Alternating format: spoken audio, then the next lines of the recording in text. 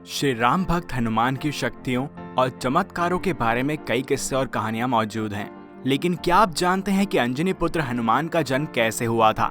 इसे लेकर भी कई अलग अलग तरह की मान्यताएं हैं और आज इस वीडियो में हम आपको पवन पुत्र के जन्म को लेकर कुछ ऐसी ही मान्यताओं के बारे में बताएंगे। लेकिन वीडियो में आगे बढ़ने से पहले यदि आप चैनल पर नए हैं तो इसको सब्सक्राइब और बेल आइकन को प्रेस करना ना भूलें और हमारे साथ बोलें जय बजरंगबली। हिंदू धर्म ग्रंथों के अनुसार श्री हनुमान जी का जन्म चैत्र मास की पूर्णिमा में मंगलवार के दिन हुआ था। हनुमान जी की माता का नाम अंजना था और वो इंद्रलोक की अप्सरा थी, जहाँ पर उनका नाम पुंजकस्थला था।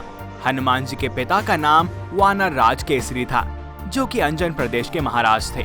कहा जाता है कि हनुमान जी का जन्म ऋषि मुनियों के श्राप तथा माता अंजना की 12 वर्षों की शिव की तपस्या का ही परिणाम था। हनुमान जी को संकट मोचन और पवन पुत्र के नाम से पुकारा जाता है। तो चलिए बात करते हैं हनुमान जी के जन्म को लेकर पहली कथा के बारे में। एक बार भगवान इंद्र ऋषि दुर्वासा द्वारा आयोजित स्वर्ग में एक औपचारिक बैठक में भाग ले रहे थे। तब उस समय हर कोई एक गहन मंथन में डूबा था।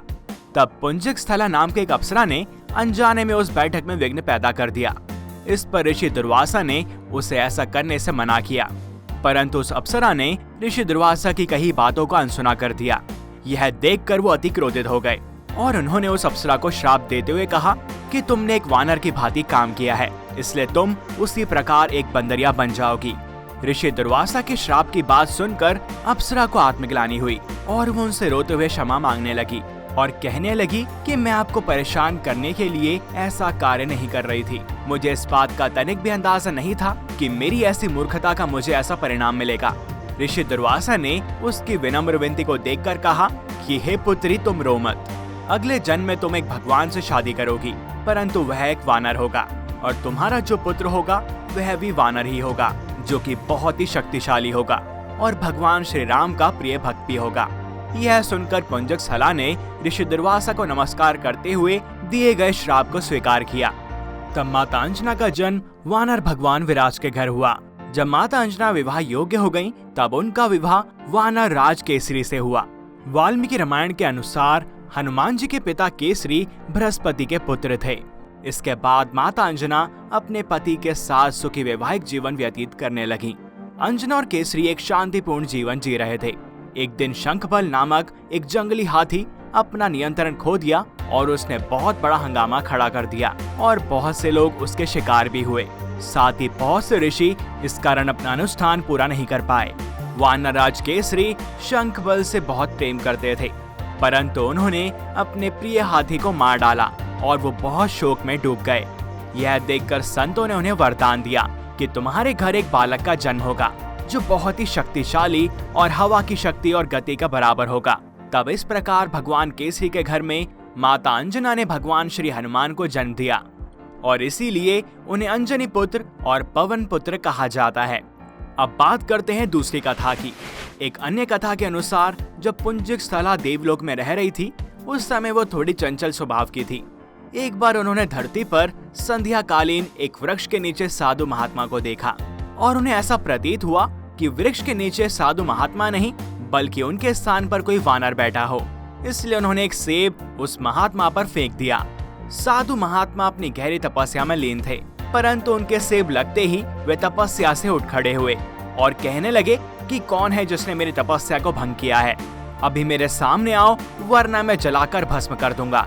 तभी पुंजकस्थला साधु के सामने आ गई और उसने कहा कि मैंने सोचा कि शायद कोई वानर बैठा हुआ है और भूलवश मैंने बंदर पर वह सेब फेंका था।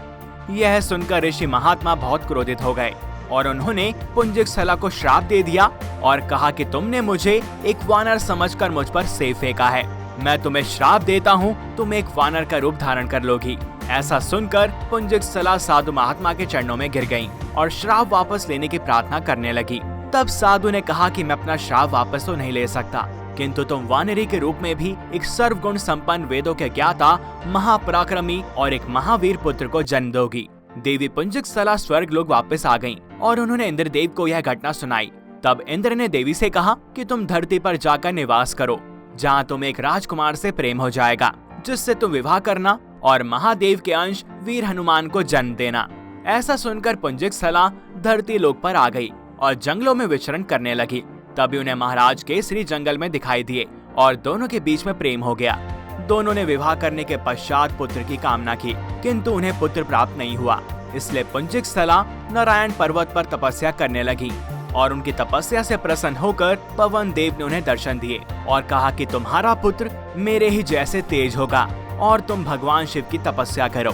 जिसके बाद देवी पुंजिक स्थला ने भगवान शिव की तपस्या की, जिससे भगवान शिव भी प्रसन्न हो गए और उन्होंने पुंजिक स्थला को वर मांगने को कहा। तब पुंजिक स्थला ने भगवान शिव को श्राप के बारे में अवगत कराया और भगवान शिव से अपनी कोख से जन्म लेने के लिए कहा। इस पर भगवान शिव ने पुंजिक स्थला को वर दे दिया और कहा कि मैं हनुमान के रूप में तुम्हारे गर्भ से जन्म लूंगा।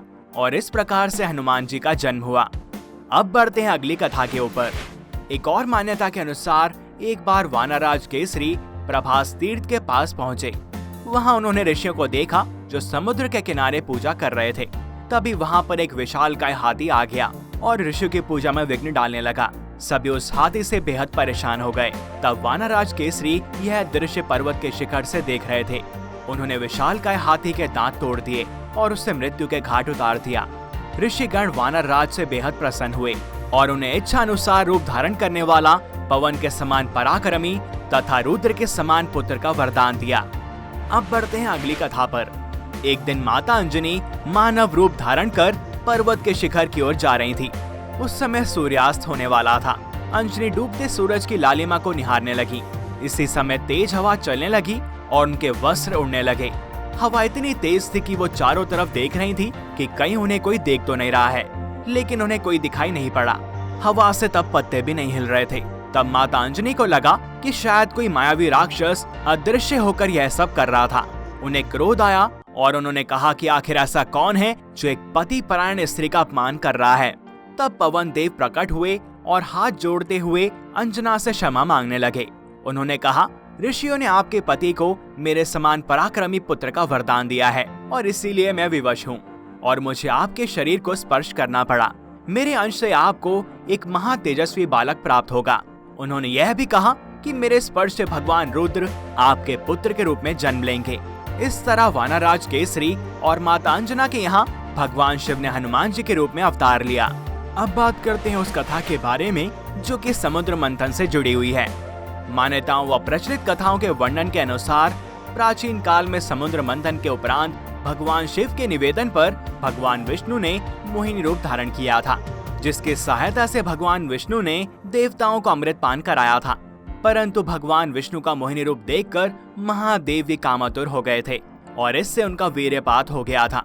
इसी वीर्य को लेकर वायुदेव ने भगवान शिव के आदेश पर इसे वानरराज की पत्नी अंजना के गर्भ में स्थापित कर दिया, जिसके बाद देवी अंजना के गर्भ से वानर रूप में स्वयं महादेव ने 11वें रुद्र अवतार हनुमान जी के रूप में जन्म लिया। धार्मिक ग्रंथों में उल्लेख मिलता है कि उन्होंने अपना पूरा जीवन भगवान श्री राम को अपना आराध्य मानकर उन्हीं की सेवा में समर्पित किया।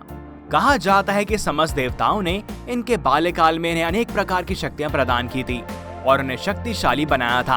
तो वहीं भगवान श्री राम और माता सीता के द्वारा इन्हें अजर अमर होने का वरदान प्राप्त हुआ था। अब बढ़ते हैं अंतिम कथा की ओर। एक कथा में ऐसा भी बताया जाता है कि महाराजा दशरथ ने पुत्रेष्टि यज्ञ से प्राप्त हवि अपनी तीनों रानियों में बांटी थी, परंतु इस हवि का एक टुकड़ा गरुड़ देव उठाकर ले गए और वह टुकड़ा उस स्थान पर गिर गया जहां पर माता अंजनी पुत्र प्राप्ति के लिए तपस्या कर रही थी। हवि खाते ही अंजनी गर्भवती हो गईं और इस तरह हनुमान जी का जन्म हुआ। हिंदू धर्म में भगवान हनुमान को एक दिव्य ईश्वर के रूप में पूजा जाता है। हनुमान जी के ऐसे कई नाम हैं जिनके माध्यम से बजरंगबली अपने भक्तों के बीच जाने जाते हैं, जैसे कि पवन सुत, पवन कुमार, महावीर, मारुति नंदन, मारुतसुता, मारुति, अंजने सुत, संकट मोचन, अंजने, रुद्र इत्यादि। हनुमान जयंती चैत्र पूर्णिमा के दिन ब्रह्म मुहूर्त में हनुमान जी की मूर्ति के माथे पर गाय के घी मिले सिंदूर का तिलक लगाकर 7 बार हनुमान चालीसा का पाठ करने के बाद लड्डू का भोग प्रसाद लगाना चाहिए और साथ ही हनुमान बीज मंत्र और आरती का गायन करना चाहिए। इससे इनकी अपार कृपा आपको प्राप्त होती है। तो ये थी हनुमान जी के जन्म को लेकर प्रचलित कथाएं। आपको इनके बारे में जानकर कैसा लगा हमें कमेंट्स में जरूर बताएं और अगर आपको वीडियो पसंद आई हो तो इसे लाइक करें और अधिक से अधिक शेयर करें।